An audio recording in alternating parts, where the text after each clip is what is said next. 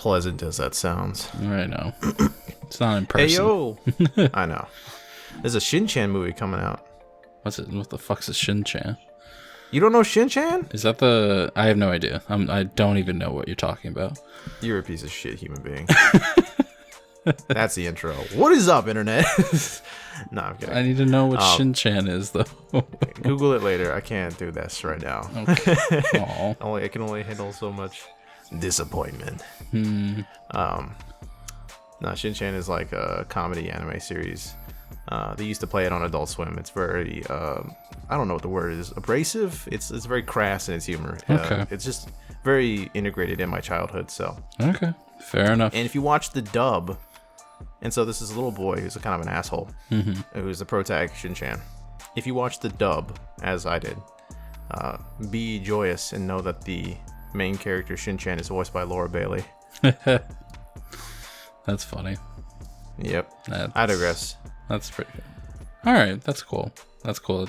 That sounds like it came out a while ago, though. So is this new movie just like a resurgence, a nostalgia trip? Like, what is it supposed to be? It's movie 29, so I'm going to assume that like Detective Conan, who is having its 24th movie come out this April, it is still beloved enough to warrant such production. That's so interesting because like we have a few series like that in the United States, but they're television series usually. They're like The Simpsons or Family Guy or South Park. Like they're just these ongoing series that just refuse to die. Like they just will not stop. But it's never in movie form. For some reason, for the Japanese, it's always the movies. And they have a few series as well, but it's like... I think it's because they have that reverence for anime. You know, like anime is like a main form of media that's like accepted at all ages and through more demographics than it is in the West. You know, like you know, not many... Everyone understands the cultural relevance of The Simpsons, but like we're not getting Simpsons movies every year. One, because of like the way like... the dogma is set up in Hollywood and like what's like sexy is not The Simpsons, you know, every year, all year. But like in Japan, like they I think appreciate and or just more attached to some of those anime, long running animes that have been like, you know, that have tested past, you know, 15-20 years, like Detective Conan, like One Piece, like Shinchan, like Gundam, etc. But yeah, that's fair, I guess. Yeah, but I mean, even in terms of like, even in terms of other beloved series, like how many movie series have continued over the years, aside from like the MCU, aside from something like, you know, aside from something that's just like a decade fad or something like that, like the Harry, like in the West. Yeah, because like we had the Harry Potter series, and that was a thing for like a decade or so. And then I can think of a few. And then we have the MCU, but we don't have something that lasts for like 3 decades almost. Star Wars has lasted like that, right? But Star Wars is like this like Frankenstein's monster thing where it just arises, or maybe Dracula is a better example, where it just arises for like 5 years or so, and then it goes back to sleep for a long period of time.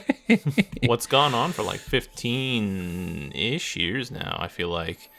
Getting close-ish to 20, I want to say, is the Fast and Furious franchise. Oh my God, you're right. The Fast and Furious. They're on 9, and they're going to end on 10, so to speak. Quote unquote, yeah. Quote unquote, with, you know, whatever spin-off sequels that will continue to air out, you know, through Hobbs and Shaw and whatever those side movies are. But you know, that perpetuating thought will have to wait, because we should probably introduce what we're talking about at some point, which is the spring 2021 anime season, which is what we're mainly going to be talking about today. Cool. And of course, for those of you listening, what is up? Brando, Chris, you know the deal if you've listened to this podcast before, but if not, welcome to the Otaku Remix Podcast, where we talk anything and everything anime. And all right. Let's see. So I got my page open on my anime list. Yeah, I'll be real. Like nothing has stuck out to me. Like nothing stuck out to me last season. And it's continued to not stand out particular. But if I'm looking at what's being advertised to me, this show 86 at least catches my eye. But I'm wondering if it's like a Gundam thing. I don't know if it's a Gundam thing. Let me scroll down to it. 86. Okay, I see it. The sci-fi drama from A1 Pictures. Okay, we'll start there. So, as I kind of glance the synopsis of this, I'll say that, like, with what you just said, like, I feel like winter this past season, like, winter 2021. Yeah. Very thick with content. A lot of stuff going on there, like, many shows to kind of peel through. So, good, bad, everything in between. There's a couple things I could say that I appreciated, but let's read the synopsis for this 86 show. Right. I feel like winter was a... There was a lot, but it was nothing new. You know what I mean? It was almost like we were in hibernation, where it's like you got all the food you need, but none of it's for the soul. It's all just to survive until we get to the spring, until we get to the new. I get the analogy, but I disagree. I feel like there was some new stuff, like Wonder Egg Priority. Oh right, yeah. There was the what was it, the supernatural horror one. There's Horimiya. There was the spider isekai. There was like a lot of little things. Cells at Work Black, which is kind of derivative, but okay. I could probably find a few others. Skate the Infinity. That was great. Very fun. Okay. But as for 86, so in the Republic of Magnolia? I wonder if that's a real place. I don't know if that is. But I can see the Gundam imagery. He's kind of like this, white-haired, sort of, we'll call it general, and like a bunch of like kind of scrappy-looking cadets and a few spidery robots in the thumbnail art. Yeah. But yeah, let's see. Long time. This country has been besieged by its neighbor, the Giadian Empire. Well, hopefully that's correct pronunciation. Interesting. Why does it stick out to you? Because you're not very mech heavy, as far as I understand. I am never mech heavy, but and this is defined by sci-fi drama. I am always open to stuff that like I just don't recognize. Like this, like despite the potential for it to be Gundam and me to be like, oh no, like. It at least I don't know. I'm just worth giving it a shot. I'm over the rom-coms. I'm over the isekai. I'm over the all the side splinters in between. Like we'll talk about other shows, but it's a good show that came out last season. But Hoya Mate or the rom-com between the two high schoolers. That actually like get a Horimiya. Thank you. That's what it was. Like even though it was good, like I've seen a couple episodes and it is very good. It's like it's still more of the same, and it's like I just would really like a thrilling show that like gives me characters that have something that's not just mundane, but that's interesting. I don't even know. I don't even know what to describe. I need something new. Yeah. I need something that's just not plain Jane. You know what I mean? And like, hopefully, maybe this 86 can give it to me. I don't know. I don't have high hopes, but I have some hopes. So that'll be on my list. Have you gone back to watch Wonder Egg Priority yet? I have not. I've seen bits and clips of it, and it's like, it's very dark. It is very very dark, and the concepts are interesting. It's just that. It's nothing bad. There's nothing bad about it. I would just say that like it probably will resonate a lot more with people who have to deal with the issues that are brought up in that show on a day-to-day basis, but it's not really the focus of them. You know what I mean? Like they use those actual real world problems and the social like implications behind them as like a tangent for this fantasy story.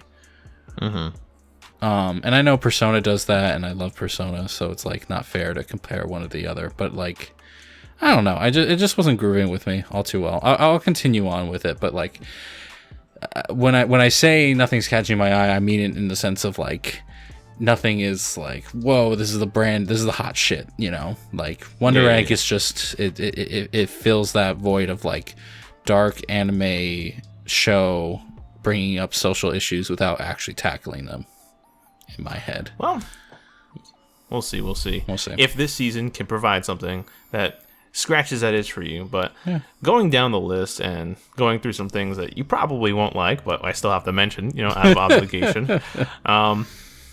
So going through some things, and we're just prefacing, we're not going to go through things that are continuing from winter into spring, because you're already watching these shows, I assume. So why would I tell you about them when you're already watching them, most likely?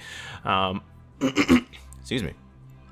But of course, My Hero Academia is coming back for its 5th season. I know you've probably fallen off for a while, right? I have not seen the show since The Gentleman Thief, or whatever his name was. Okay, so you're not too far off, honestly. You're probably like right there. That's season 4, right? Yeah. I want to say that was at the tail end of the last season. When I thought things were over, and then they were like, no, there's an epilogue chapter. And I'm like, no, I'm done. But yeah, season 5, first episode's already out as of this recording. It's, as I've been told by manga readers, and from what I can glean from trailer footage, it looks like a tournament arc with a very sort of fillery vibe to it, which is not exactly screaming excitement to me. But we'll see if there can be some like sexy character development going on in between. At the very least, it should be entertaining from like a very easy watch, so to speak, standpoint. If you're a big fan of the series, I mean, I'm sure you'll enjoy having the return of these characters. Episode 1 is that usual just recap. It's 23 minutes, and half of it's just like, you remember what Ida can do, right? He can run, like, it's like, yeah. So it's so weird because, like, can you think of other shows that have that sort of recap? I never got into Naruto, and I never got into One Piece. But, like, Dragon Ball was never like that. No, I don't know why. Like how they have, like, that snap in My Hero where it's like, Izuku, quirk, one for all. It's like, we know. Like, that's like, so we're not, weird. No offense. I bleep that out again, as always. But anyway. But, like, it's, I don't know, it's just strange. But you know what? Like, fair play to them that if there's ever a time in the world where you need to continue getting new audience, it's now. So maybe that's what it's for. Who the hell knows? Yeah. But I digress. Putting that aside, My Hero, I feel like it's a show that most people have an understanding of the premise, the concept. If you're into it, you know what you want. If you're not into it, or if you're a little curious about it, there's not much more than I could explain about its 5th season that would intrigue you more than it would already. So if you like it, be glad that it's returning. So the next one I wanted to mention is, and I'm going to go ahead and see if I can get a translation, because I kind of know what it means, but I don't want to make sure I know what it means. Okay, yeah, there it is. So, it's Don't Tease Me, Nagatoro-san. Yes. And so this is the one where the Twitter mafia has been already like popping off. On both ends of the spectrum, mind you. Yeah. What are both ends of the spectrum? Because the only spectrum I'm seeing right now are like the crucifiers of the show. Are there like defenders? I'm like, sure. Yeah. Here's the thing. Okay. I through my years of experience, I have successfully created a nice Twitter bubble, on my main page, not on the Otaku Remix page, but off my own page. Yeah. That is basically just fighting games and non-opinionated people. But in my years of having gone through that sludge, and the fact that it's only gotten worse over the years, there are, of course, going to be both sides of the spectrum here. Because it's a freaking, like, the criticism that it's overly fetishistic or of that alone is accurate, but like at the same time, it's an entertainment show, so like there's an audience for it, and it's not like, I don't know, man. Now the criticism that I see mainly isn't that it's overly fetishistic. Is that it's not. I mean, there's definitely an S&M element to it. It's literally called She Likes to, like, Don't Tease Me. And like there's, the girl who plays sort of like, sadistic, teaser, and then the boy who's like somewhat enjoying, like, he's the masochist in this, little S&M elements of it. I understand, like, it's very easy to draw that. That's clearly the premise. Right. The Twitter mafia, shite that I'm seeing is mostly people kind of saying that glorifies or promoting bullying. Like it's saying like, oh, like this girl is bullying this young boy. And like, and then there's also like a very subtext about like her dark skin and like there like being a race element to it that I really don't think that one's reaching very hard, like very overreaching. But I think that the bullying people, even that, like I'm not a very learned, like how should I say, I don't have the pretext of this show. I only have friends of mine who have read the manga and the light novel of this show prior to its release in anime form. But like they tell me that it's, you know, from their perspective, and I agree from their explanations, that it's not bullying at all. Like this boy in this scenario is like masochistic, and like there is a sort of, it's very much a play on that sort of, you know, fantasy, so to speak. And those same people, I feel like that would be like, you know, shaming this show for quote unquote glorifying bullying would be the same thing. Like, don't kink shame, you know, if someone's into that sort of thing, you know, like everyone can have. I think one of those things, it's really hard when you start like clumping people who get up. Like it's hard to clump people's triggers. You know what I mean? I know some people are just like trigger sensitive in general about almost anything in this world. But like at the same time, you'll see it from different walks of life. Like different, like one person that gets upset about one thing will not give a fuck about the other. Like it's so hard to just clump them all into one. It's very true. I'm not like making that assumption. I'm just No, I know. But I'm just jumping on it because you're like, oh, they would defend something else, and it's like, yeah. Like at the end of the day, I think it's. For me, I kind of roll my eyes at the show just because it's like so on the nose. Like, I don't know. It reminds me of what's her name? The show with the girl with the short hair that was short and like had the big chest. This is not hitting me. Give me more. I'm sorry. She had gray hair and she had like a very baby face. Shinchan wants to hang out, I think. Yeah, exactly. It reminds me of that kind of scenario where it's like they're not actually like, it's not actually romantic, but it's like very overtly like flirtatious and clearly aimed towards a like hormonally charged like teenage / young college age like audience. And so it's like it's just one of those things that's like, why are a bunch of should be grown-ups getting upset about this? Hey man, like I just saw recently like there's the you know, the Mafia is coming out for Dragon Ball now and saying that like, you know, Master Roshi, you know, he's the next victim. I mean, he's not a victim. It's one of those things that it's like, I mean, it's one of those things that's like, it was always weird, and it's like I think it's one of people finally have a way to air and vent what they think about something.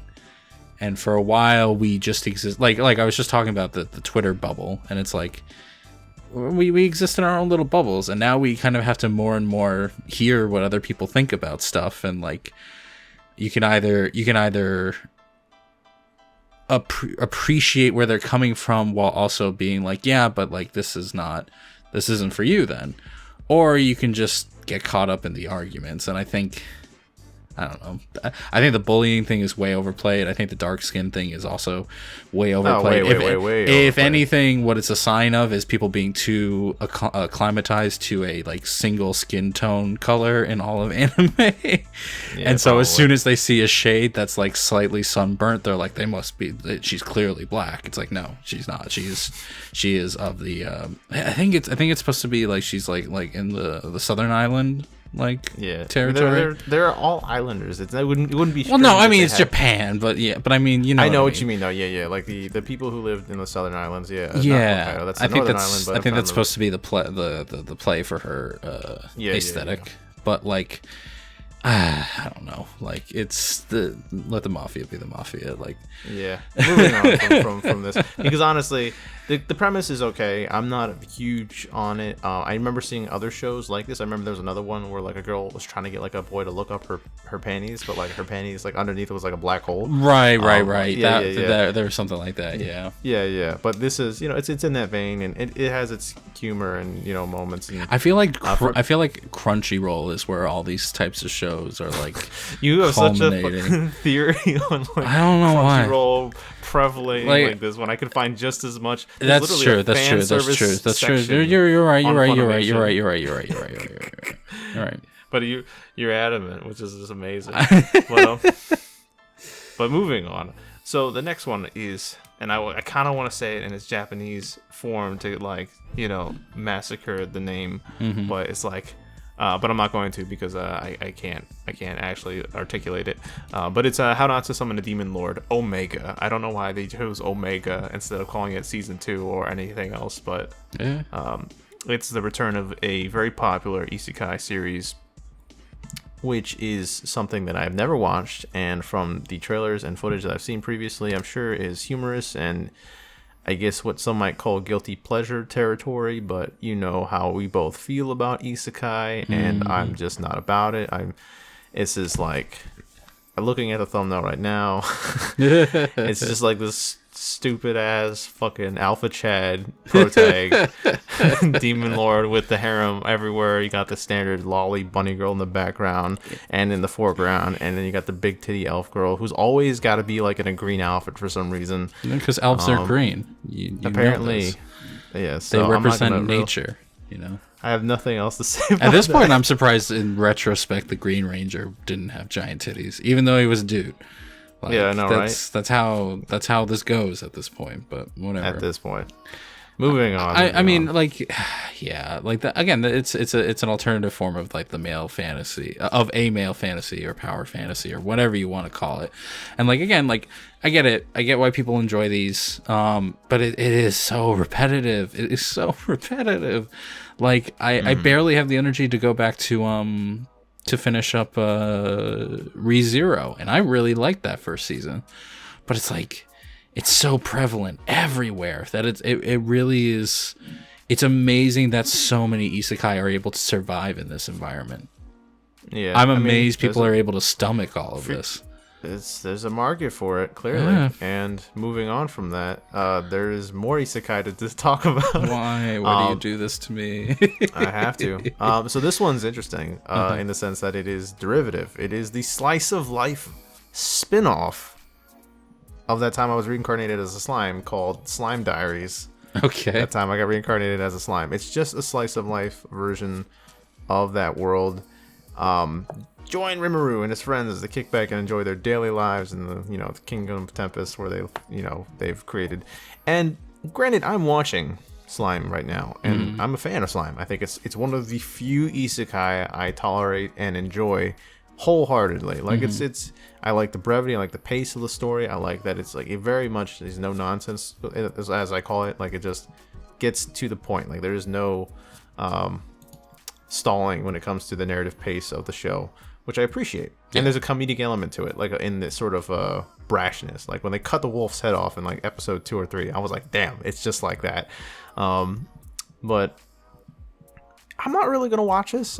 Even though I really like slice of life as a whole, like as a genre, but like when I know it's derivative of a series, like if you told me like, hey, let's watch slice of life version of Naruto, it's like, no, that's called filler, homie. Like, and I don't do that. Like, it's not that I wouldn't enjoy watching them in their daily lives, maybe on a certain day, but like in general, like I'm invested in a certain narrative, like in a plot line that they've already established, and them hanging out eating cake and like having antics at the hot springs isn't gonna really go. Yeah, because I mean like the point of the actual pleasure out of a slice of life comedy, in my opinion, is more like the relevant stories that are told in like these miniature fashions. Like there's this humanistic, real, grounded stories is what I find most slice of life resonate with me, where I find like there's a very relatable element to it, or at least it tells a story with like that kind of explores human psychology in a way that kind of is very in tune with something that I would see in an everyday life. Yeah, it's so that it doesn't just feel like popcorn. It feels like actual substantive work. You know what I mean? Yeah.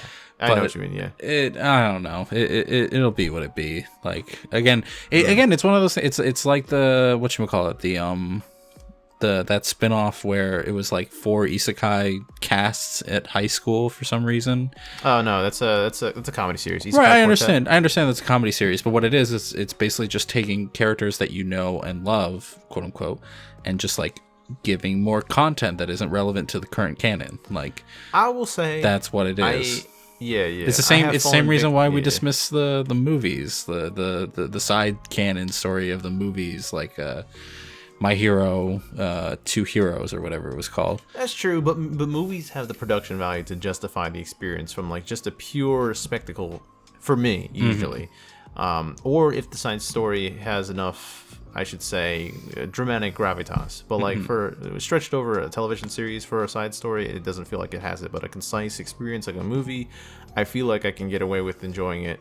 But yeah, I've fallen victim to one of these before. But like I feel like, but I feel like at the same time it was a totally worthwhile experience, and that was with Fullmetal Panic. Okay. Fullmetal Panic first season is just like, sort of an action comedy, so to speak, where it's like, you have the guy and you have the girl, and he's a soldier and set to protect her, so to speak. And then the second season is just comedy, like it's just filler comedy. It's called Fullmetal Panic Fumofu, which is the name of like a mascot in that show. Yeah, and it's fucking great. It's so funny. Yeah, it's like, you've shown me episodes of it. It's pretty funny. Yeah, it's a little dated. It's a little dated in my opinion. Oh yeah, it's a little dated, but I have fond memories of it, and I think that that was the one time I could say that I fell for something like the Slime Diaries. So it'll have its audience, like we mentioned, like isekai and all these subgenres and sub shows will have their day in the sun with somebody.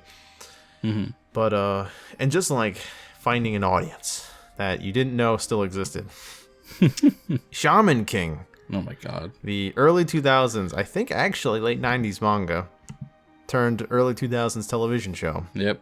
Is making its return finally. So in the same vein of Fruits Basket, in the same vein of Full Metal Alchemists, it is getting a reanimation where it is finally getting remastered, is what I should say, where it's getting full adapted to the exact specifications of the manga, as opposed to having a anime specific ending, which all of those shows had to have. Yep. And now all of those shows will not have, because just like in this season, not to jump ahead too fast, but Fruits Basket, the final season of the Fruit Basket reanimated series is going to be this season as well. But Shaman King, I was very fond of. I don't know if you ever got the chance to watch it. No, I had been long gone at that point.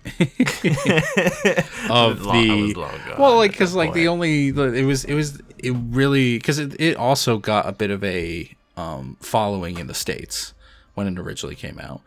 Yeah. And I watched it on Fox, but in the mornings on Saturdays. Exactly, and it had that similar slot to like Pokemon and Yu-Gi-Oh and all those other shows that were coming out, and it was just like, nah. Yeah, I was gone at that point. That's what it was. It was largely a kids show. Yeah. The best Saturday morning anime were usually on Warner Brothers, but like the subs, like the okay-ish ones, were on Fox, and that was like Shaman King. They had Ultimate Muscle. They had a few other. Sonic X, which doesn't count, but it does to me. But yeah, Shaman King was amidst those guys, and it was pretty good. I mean, so far as I remember, it was just like one big tournament arc, but it was a fun tournament arc, so to speak. So your childhood tells you. Yeah. I was say there's definitely probably some memory, nostalgic childhood bias going on there, where it's like just the shaman fight and a bunch of shamans fighting all over the world against each other to become the Shaman King. Like, it's just a very basic premise, but it feels like it's gonna hold up well, or at the very least, my childhood bias will hold me over well. That's fair. That's fair. So this show will trigger you, I'm sure. The next one. Oh my god. Which is I Brought Home a High School Girl. Yeah, that one. No, the one where you're not saying the entire title. Well, the synonyms are exactly right. It says, I shaved. I shaved. That's exactly what it is. I shaved and I brought home a high school girl. Yeah, that one where it's like you talk to the girl talks to him and she's like, "If you let me stay with you, you can sleep with me," and it's like, yep. Yep. And so you think that this one would be like the how should I say, like the lynch mobs, private, target number one, but it's not apparently. Yeah, I don't know. They got too caught up in the apparent race war. yeah. They had, I digress, but it's apparently substance full. Like apparently, yep. It's actually quite good from what I can tell from what people have been telling me about this light novel, because it's I don't know jack shit about it other than like the dude is 26, the chick is 17, and that the relation is basically one of like exploring the trials and tribulations of those diametric lives, like of an adult, struggling to kind of get by, and then of the younger girl who's trying to like needing a place to stay, kind of like her sexual addiction, because apparently she sleeps around quite a bit. Oh wow. And a bunch of other hullabaloo, but it should be kind of in the vein of what we talked about earlier, the sort of slice of life story where it kind of gets really ingratiated into like the psychological elements of these people and how that might relate to us as the audience. Yeah, we'll have to see how it's written, but like that is interesting because a lot of the like even going to the Persona series and others of similar ilk, it's like a lot of the reason why these shows are set in a high school time period is because that's largely considered like the end of your childhood. Like in the States, we kind of have that period during college and even just post-college where you're still considered like a young adult and you're still considered like somewhat immature and you're still figuring out life. But like in Japan, it's like the end of high school is the end of your childhood and everything else is work. So yeah, it really feels like that. I could see how they want the two how that there's like a bridging between the two times. The dynamic between the two life periods of life could intermingle. But we'll see. It'll largely ride on how interesting it is and how uncliched it is, like how introspective it actually is about all this stuff, without being too overt. It has to be a yin and a yang and balancing that stuff. So we'll see that. I'll actually add that one to my list, even though the title is atrocious. There's a lot of atrocious titles in this lot. There always are. But moving on to the next one. Zombieland Saga returning. Zombieland Saga Revenge. A great show. This is one of the few idol anime that I've actually enjoyed. Probably mostly predicated on the humor element, but also I feel like I really enjoyed the sort of side to Zombieland Saga where it parodies and almost critiques the idol industry as a whole. Yeah. But in general, yeah, it's just really fun, and I can't wait to see it return. Mappa's back on it.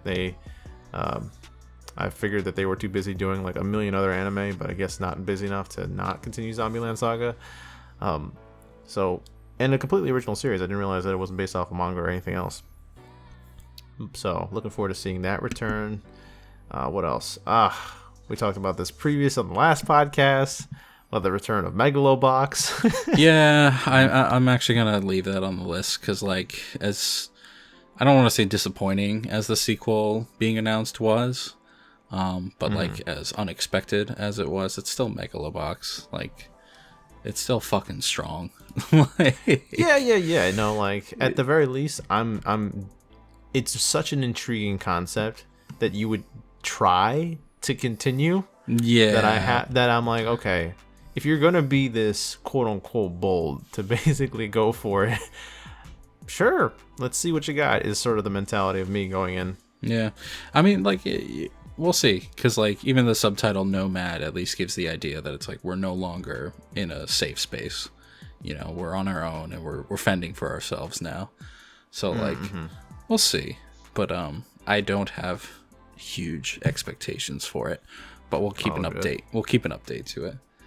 Gotcha. Now, have you watched and or read Fairy Tail? No. Okay, but you know what it looks like. Yes. Okay. Well, from that same author, Hiramashima, he decided he'd be like, hey, let's make a new series called Eden's Zero. Yeah, I see the title. Yes. It looks literally like he ported his characters into space.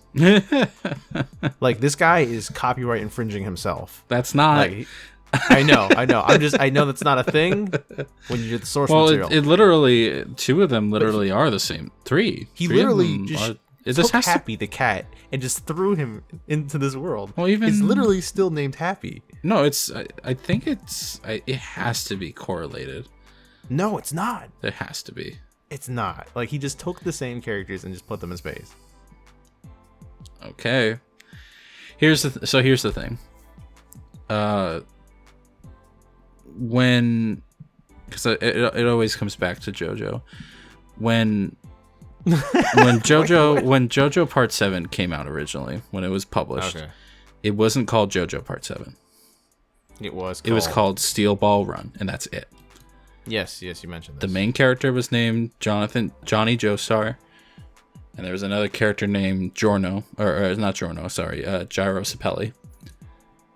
But nobody knew if it was actually related. And I wonder if this is going to be a similar thing, because you can't do that. you just can't do that. and expect people to be like, yeah, sure, it's unrelated. I mean, and then again, Final Fantasy does it, so I don't fucking know. It's your creative right. Yeah. You know, if you made it, you can do what you want with it. Oh yeah, absolutely. I mean, you never know. Like, Final Fantasy does it all the time with the Moogles and stuff, and the Chocobos and stuff like that. Yeah. But speaking of, and with regards to that, I'm not interested at all. But if you have watched that sort of thing, then perhaps you will be interested in watching that. If you watched Fairy Tail, you might be interested in watching that show, Eden Zero. But speaking of authors, possibly linking worlds, this one's a little softer than that, because Eden Zero looks a little bit more overt. But from the same author of the light novel known as Konosuba, he has a new series coming out called Combatants Will Be Dispatched, or Sentuin Hakanshima Masu, some shit. And this one's more of a sci-fi series, but it is another sort of comedy parody series. Okay. It is not a isekai, but it does kind of tackle the sort of sci-fi genre. Okay, I'm down. Yeah, and so it looks just as funny. It looks just as the main character looks like they just took like an adult version of Kazuma, so to speak, like an adult, like sort of grizzled version of Kazuma.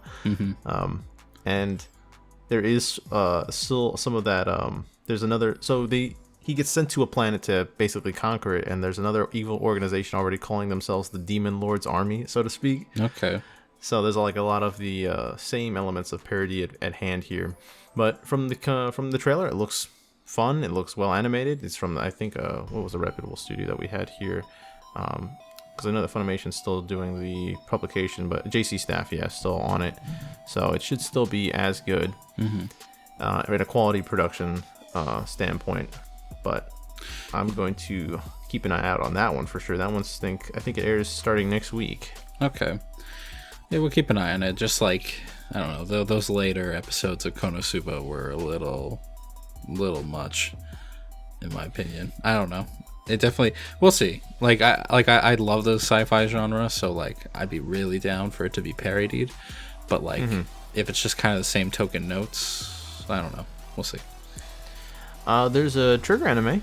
That there is. It is another edition of SSSS. Yep. Dynazenon. I'm hoping I'm saying it right. SSSS Dynazenon. Another Super Samurai Sentai Squad thing. Yep. Yeah. If you're into that sort of it's not really mech. It's not Sentai either. It's Mecha Sentai. Yeah, Mecha Sentai, I suppose. Yeah, series. This is definitely like, I didn't think that Trigger would just be like looped in to be doing this full time. I think Trigger is at the same point that Platinum Games was at, where it's like they do damn good work, and they are consistently good at what they do. But they also need to pay their bills. And God knows, I don't think Kill la Kill was like the killer hit that it needed to be. So their original IPs, they do well on their own, but like I think they need to have a brand name to themselves occasionally. Yeah. You might love making Max Anarchy, but just every now and then you gotta go ahead and make Revengeance. Yeah, exactly. So like, who knows? I'm interested to see where Trigger goes, but like, they had Promare, and Promare was like kind of their big creative moment to show who they really were, and it did all right. Like Promare, it reviewed well, and it did modestly at the box office. So but at the same time, it's kind of one of the Trigger B products, where it's like, the girls are gonna look fantastic, of course, the mechs are all gonna look great, the guys are all gonna be swooning over the girls, and it's gonna be classic in that sense, but it's not gonna be anything groundbreaking. So I don't know. We'll see. I wait for the day that Trigger makes me go like, holy shit, like it did with Kill la Kill or Gurren, even though that wasn't Trigger necessarily. But whatever. Moving right along. There is a new show that I'm actually rather excited about. It's based off of a manga that I followed that was nominated for Best Shonen last year, which is called Burning Kabaddi. And so Kabaddi, I guarantee, or at least I'm 99% sure you haven't heard of it, is a real world sport. You did bring this up, yeah. Yes, I brought this up to you before, but Kabaddi's a team contact sport played with teams of 7, and it's like this really strange, like there's like a guy, like an offensive player called the Raider, and like he has to like run into like the other team's half, and like it's sort of in between like rugby and like martial arts, so to speak. And it's like gotta be the strangest sport to get an anime adaptation thus far, but like the manga is pretty hot. Like the art is like very good at depicting like sort of the visceral kind of motion to everything that's going on. So I'm hoping that the studio responsible, which is going to be, I believe, TMS, can go ahead and kind of translate that well. I haven't seen the teasers yet, but I've seen like the key images. So I'm hoping, and you know me, fucking huge sport anime head, I have to watch it. So that's what I'm keeping my eye out for. All right, keep an eye out for that. Yep. Moving on. Okay, I don't know anything about this one show, but I was looking at it as we were pre-conversating. So I feel the need to mention it now. Yes. Cestus, the Roman fighter. Yeah, you saw that and you were like, what the fuck is this? And you're like, you think I have any idea? I don't know why this makes me laugh. Like, okay, so this total Ryu motherfucker, like 100% like 16-year-old Ryu, like Alpha Ryu. is the pro tag. And it's just the synopsis: 54 AD, Cestus, a young orphan boy in the Roman Empire made a slave, is placed into training for a school of pugilists. It is here that he begins his journey to defy fate and fight for his freedom. And it's like, okay, Russell Crowe, like chill out, okay? Yeah. I mean, this sounds like 300. This sounds like Gladiator, so on and so forth. Sounds like Spartacus. Yes, I am Spartacus. No, I am Spartacus. No, I'm the house husband. No, I am Cestus. But fuck it. Enough of that. Pushing that aside. I got a show that I want to talk about. It's listed as The Way of the House Husband. It's a Netflix original, apparently. The Yakuza guy, right? Yeah. And so apparently, legendary Yakuza turned into a mundane household task doer. And I don't know, it just, like, art style looks funny, like... It's been criticized for the animation. Really? Oh, is it 3D? I feel like Is it 3D? No. It's been criticized for like being too flat, too stiff, and I'm like, I think that it plays into the humor because of that. Okay.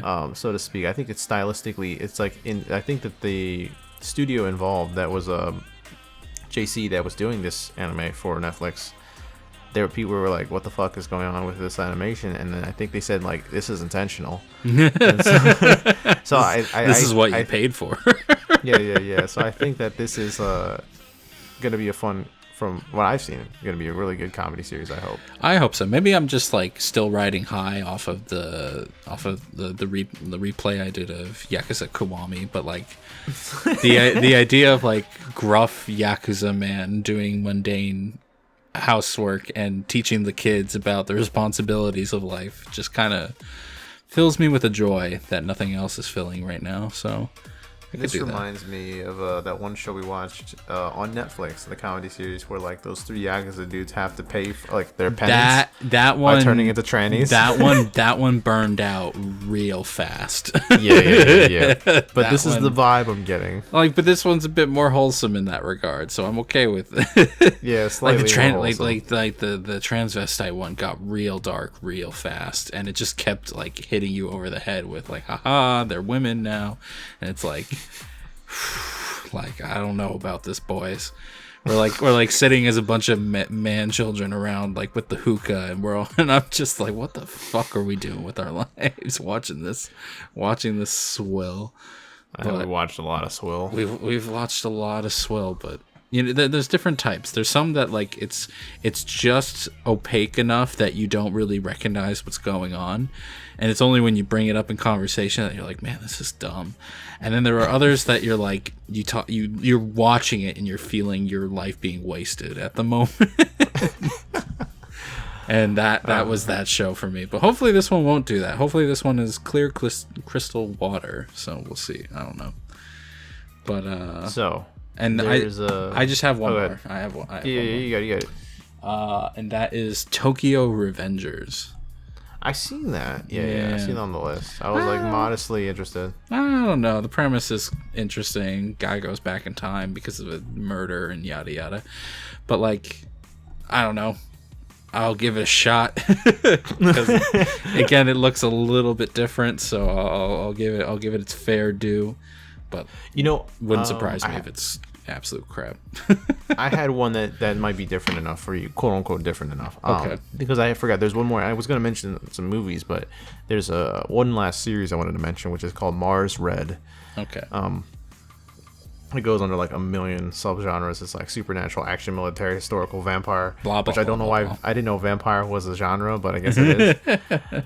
But yeah, so it takes place in 1923, and like vampires have been around for a minute, and the number of vampires is increasing, and like artificial blood is being sourced around called Askra. And so the Japanese government turns to create basically a unit called Code Zero, tasked with taking down vampire forces. And of course, who better to take down vampires than vampires? So if you watch the trailer, if you ever get a chance to watch one of the promotional videos, it's actually quite interesting. The style is like, I don't know, it kind of reminds me of the anime for not to the extreme, like having a seizure degree of the Count of Monte Cristo, but no. It definitely has. I'm for this. You've hooked me. This is a good comparison. But it does have a sort of I don't know, some sort of stylistic similarities, I'll say, to that. Okay. And I think that it looks very cool, very unique in its setting and its premise. And so that might capture some of it. It has for me, a very Joker's game vibe to it. Or like Bunjo Stray Dogs, like a sort of gruff group of individuals. And I think that is something I'll definitely follow this year. For this season, so to speak. Yeah, that's fair. Yeah, it's definitely not to the level of whatchamacallit that you were just mentioning. Count of Monte Cristo. I feel like we have to do a movie review of that at some point because we brought it up so much. But like, it's great. But like, yeah, it definitely has a much. And when I say darker tone, I mean as in the color. We'll see. Yeah, it's definitely at least on the darker side of things, and it's not just like bright to the point of sickening. But well, we'll see. I'll give it a. That'll be probably on the lower end of my interest, down there with Tokyo Revengers, whatever the hell that thing is. Gotcha. Well, I mean, there's a few movies to mention. There is going to be, I think, a movie / I don't know, special to end Wonder Egg Priority. Okay. In spring, and there's also going to be a few movies that I have some interest in. I don't have any interest, but I'll mention it for people who might. A Fate movie, A Fate Grand Order. I think it's like it's another Holy War situation. War of the I don't know. Holy Grail or whatever. Yeah. And just everybody shows up just asking for the PS2 fighting game again, and everybody just... That's basically what's happening. A movie that I'm actually interested in is Mobile Suit Gundam, Hathaway's Flash. So this is a movie that takes place in the Universal Century timeline.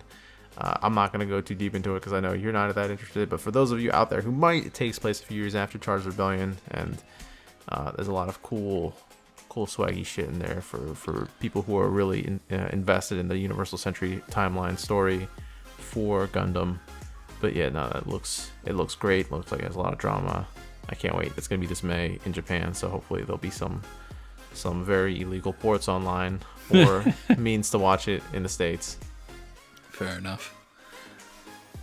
But yeah, that basically covers everything that I wanted to mention. There's a few little things here or there. I think there's going to be like a Love is War OVA. There's going to be like a few other shows that we could make mention of, but those are the main ones from this season that I have any interest in. Things that I saw on this list that, popped out to me. I'm sure there might be some things that fell through the cracks. I think there was a Godzilla anime that I saw a trailer for that doesn't show Godzilla at all, so I don't know how that's gonna work out. Yeah, well, we'll see.